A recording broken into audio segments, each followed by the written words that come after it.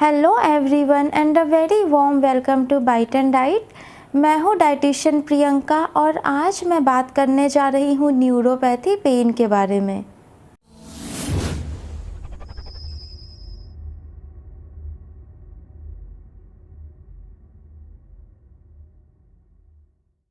Neuropathy pen इस तरह का पेन जो कि डायबिटीज़ में बहुत कॉमन पाया जाता है।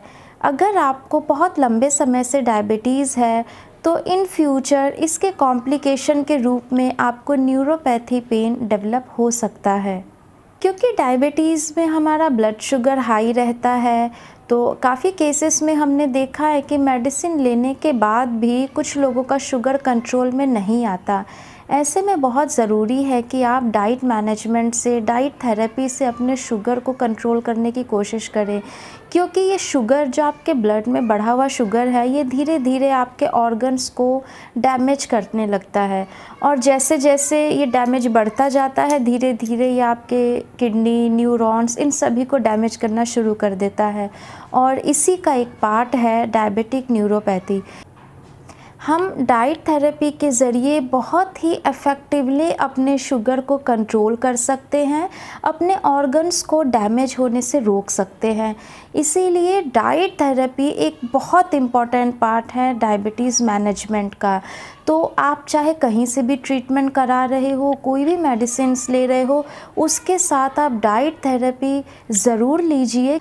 डाइट थेरेपी से ना सिर्फ आप अपने ऑर्गन्स को डैमेज होने से रोक सकते हैं, बल्कि कई केसेस में हमें मेडिसिन्स की नीड भी नहीं होती है। आप सिर्फ डाइट से ही अपने शुगर को मैनेज कर पाते हैं, तो इससे आप मेडिसिन्स के होने वाले साइड इफ़ेक्ट से भी बच जाते हैं और इसीलिए डाइट थेरेपी एक बहुत इम्पॉर्टेंट स्टेप है डायबिटीज़ मैनेजमेंट का। लेकिन हम में से बहुत सारे लोगों को ऐसा लगता है कि इसमें डाइट की कोई नीड नहीं है, बस हल्का खाओ और कम खाओ, इतना ही। मतलब डाइट थेरेपी का मतलब हम सिर्फ इतना समझते हैं हल्का खाएं, कम खाएं। नहीं, जब आप कम खाते हैं तो आपके डाइट में न्यूट्रिशन भी कम होना शुरू हो जाता है। कम खाना मतलब कम फाइबर, कम एंटीऑक्सीडेंट, कम न्यूट्रिशन। इससे इन फ्यूचर आपको डेफिशिएंसी डेवलप होगी और जब ये डेफिशिएंसी होगी तो धीरे धीरे आपका मेटाबॉलिज़्म भी कम होना शुरू हो जाएगा। तो इसलिए बहुत ज़रूरी है कि आप एक प्रॉपर एक्सपर्ट की सजेशन लेकर के ही डाइट थेरेपी ले, डाइट से अपने शुगर को मैनेज करें, जिससे कि आपकी बॉडी में किसी तरह की कोई डेफिशिएंसी ना हो। न्यूरोपैथी पेन का कारण डायबिटीज़ तो है ही, इसके साथ साथ आपके शरीर में डेफिशिएंसी का होना भी है। एक तरफ जहां हमारी डाइट में refined food, refined carbs, sugar, fructose इन सब का इंटेक बहुत ज़्यादा है, वहीं दूसरी तरफ हमारी डाइट में एंटीऑक्सीडेंट्स, फाइबर, माइक्रोन्यूट्रिएंट्स इन सब की डेफिशिएंसी भी देखी गई है एंड ये सभी एक साथ मिल करके हमारे कंडीशन को और ज़्यादा ख़राब करते जाते हैं, वर्स्ट करते जाते हैं। इसीलिए बहुत ज़रूरी है कि जब भी आप कोई डाइट थेरेपी लेते हैं, डाइट ट्रीटमेंट लेते हैं, आप किसी एक्सपर्ट के सजेशन से ही लें। अब हम आते हैं न्यूरोपैथी पेन पे। न्यूरोपैथी पेन का भी एक कारण इस तरह का फूड आइटम ही है, क्योंकि जब हम कंटिन्यूसली अपनी डाइट में refined food, sugary food, high fructose food, इस तरह की चीज़ें, फ्रक्टोज़ फ्रूट फ्रक्टोज़ नहीं, ये उस तरह के फ्रक्टोज़ है जो हमारे डब्बे वाले फ्रूट जूसेस में पाए जाते हैं।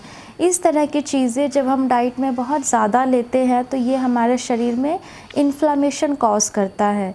पेन का कारण चाहे कुछ भी हो, ये इन्फ्लामेशन उसे बढ़ाने का काम ज़रूर करता है।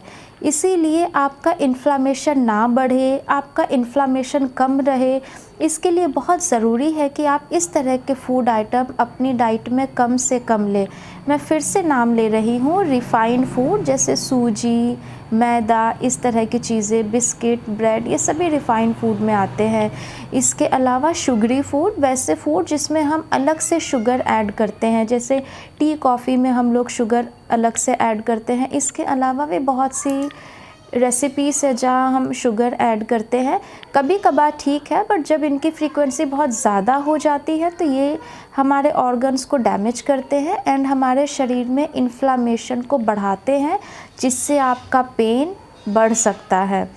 अब एक तरफ तो हमने इन्फ्लामेशन बढ़ाने वाले फूड आइटम कम कर दिए, अब हमें उस तरह के फूड आइटम अपनी डाइट में इंक्लूड करने हैं जो कि इन्फ्लामेशन को कम करने का काम करते हैं, हमारे शरीर से टॉक्सिन्स को बाहर निकालने का काम करते हैं, जितने भी फ्री रेडिकल्स हैं इसके डैमेज से हमारे ऑर्गन्स को प्रोटेक्ट करते हैं। उसमें से एक बहुत इम्पॉर्टेंट माइक्रोन्यूट्रिएंट है पॉलीफिनॉल। पॉलीफिनॉल भी एक तरह का माइक्रोन्यूट्रिएंट है जो हमारे शरीर में एंटीऑक्सीडेंट्स का काम करता है, और हमने बहुत से केस में देखा है कि जब हम पॉलीफिनॉल रिच डाइट देते हैं तो वैसे में पेन कम हो जाता है। तो अगर आपको न्यूरोपैथिक पेन है तो ऐसे में बहुत ज़रूरी है कि आप इन्फ्लामेशन बढ़ाने वाले फूड कम कर दें और पॉलीफिनॉल रिच फूड अपनी डाइट में ज़्यादा से ज़्यादा लें। अब कौन से फूड ऐसे हैं जिसमें पॉलीफिनॉल सबसे ज़्यादा होता है, तो सबसे पहला नाम है लौंग का। जी हाँ, स्पाइसेस में लौंग, इसमें सबसे ज़्यादा पॉलीफिनॉल पाए जाते हैं। तो ये आप काढ़े में या चाय में इसमें आप ऐड करके आप ले सकते हैं। Second, dark chocolate and Coca powder, ये भी पॉलीफिनॉल का बहुत अच्छा सोर्स है। तो इसे भी उस तरह के चॉकलेट जिसमें 70% से ज़्यादा कोका हो आप यूज़ कर सकते हैं, ये भी पेन कम करने का काम करेगा। इसके अलावा बहुत सारे फ्रूट्स हैं, वेजिटेबल हैं, जैसे कि पोमीग्रेनेट, बेरीज़, जितने भी बेर होते हैं, स्ट्रॉबेरी, रेस्पबेरी, इन सभी में बहुत ज़्यादा पॉलीफिनॉल पाया जाता है। वेजिटेबल्स में जैसे स्पिनच, कैप्सिकम, रेड ओनियन, इसमें भी पॉलीफिनॉल बहुत ज़्यादा पाया जाता है। तो इस तरह के फूड आइटम अपनी डाइट में ज़्यादा से ज़्यादा लीजिए। और नट्स में स्पेशली हेज़लनट्स, इसमें भी पॉलीफिनॉल बहुत पाया जाता है।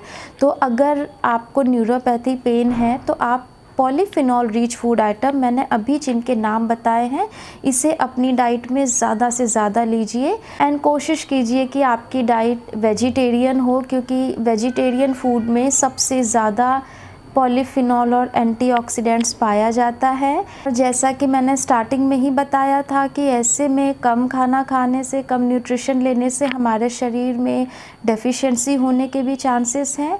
तो अगर आपको कोई डेफिशिएंसी है तो उसे भी मैनेज कीजिए। जैसे इस तरह के केस में B12 डेफिशिएंसी बहुत कॉमन देखी गई है, अगर B12 की डेफिशिएंसी है तो उसे मीट कीजिए। कुछ सप्लीमेंट्स भी हैं जो आपके शरीर में इन्फ्लामेशन को कम करने का काम करती है, जैसे ओमेगा 3 एक स्ट्रॉन्ग एंटीऑक्सीडेंट है और ये आपके शरीर में इन्फ्लामेशन कम करने का काम करती है। तो इस तरह से आप देखेंगे कि जैसे जैसे आप डाइट में इन्फ्लामेशन बढ़ाने वाले फूड आइटम लेना बंद कर देंगे और एंटी इन्फ्लामेटरी फूड आइटम लेना शुरू करेंगे, जैसे polyphenol rich food item, vitamin E, B12, omega 3, इस तरह के सप्लीमेंट्स लेना शुरू करेंगे तो धीरे धीरे आपका पेन कम होता जाएगा। और अगर इसके बाद भी आपका पेन कम नहीं हो रहा है तो आप किसी एक्सपर्ट से बात कीजिए, आप किसी डाइटिशियन से बात कीजिए, क्योंकि हो सकता है आपका गट माइक्रोबायोम ठीक ना हो सकता है आपको फूड सेंसिटिविटी हो, मतलब बहुत सारी चीज़ें हैं हम जिस पे खुद से एक साथ काम नहीं कर पाते हैं। तो ऐसे में डेफिनेटली कोई एक्सपर्ट या कोई डाइटिशियन आपकी हेल्प कर सकती है। अगर आप मेरी हेल्प लेना चाहते हैं तो मैंने अपनी डिटेल्स नीचे डिस्क्रिप्शन बॉक्स में शेयर कर दी है, आप वहां से मुझे कॉल या व्हाट्सएप कर सकते हैं। Thank you very much for watching my video. Thank you.